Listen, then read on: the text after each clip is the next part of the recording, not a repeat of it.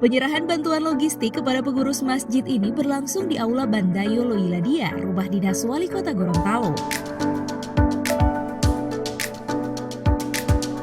Dalam kegiatan ini, sebanyak 1.000 paket bantuan diserahkan secara simbolis oleh Wali Kota Gorontalo, Haji Marten Taha SE Mekdev.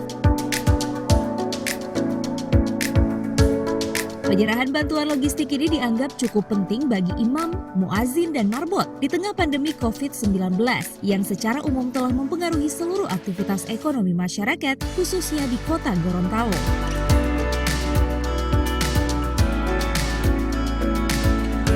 Pelaksanaan kegiatan ini tidak luput dari eksistensi Badan Amil Zakat Nasional Kota Gorontalo yang terus berupaya memberi manfaat kepada warga kurang mampu. Bantuan atau penyerahan harta kepada mustahik di dalam penyelenggaraan kegiatan Basnas, maka Basnas itu bertugas mengumpulkan dan mengelola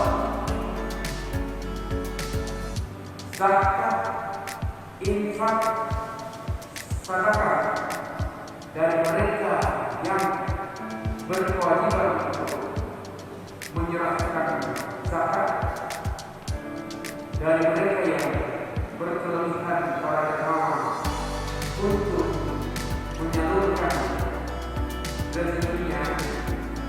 Kemudian Basnas mendistribusikan kepada yang berhak atau berhak. Maka oleh karena itu pada kesempatan ini Basnas menyelenggarakan walaupun dalam situasi di mana masyarakat kemungkinan akan menjadi lemah, kegiatan ini tetap dilaksanakan, yaitu penyerahan kepada asal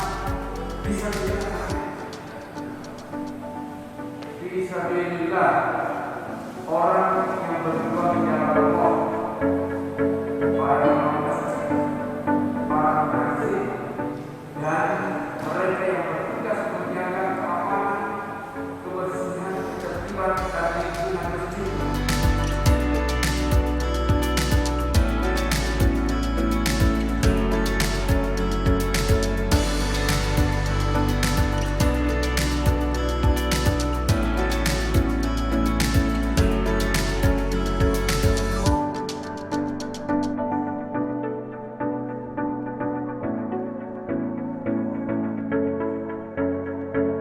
Tim Liputan Advertorial Mimosa TV.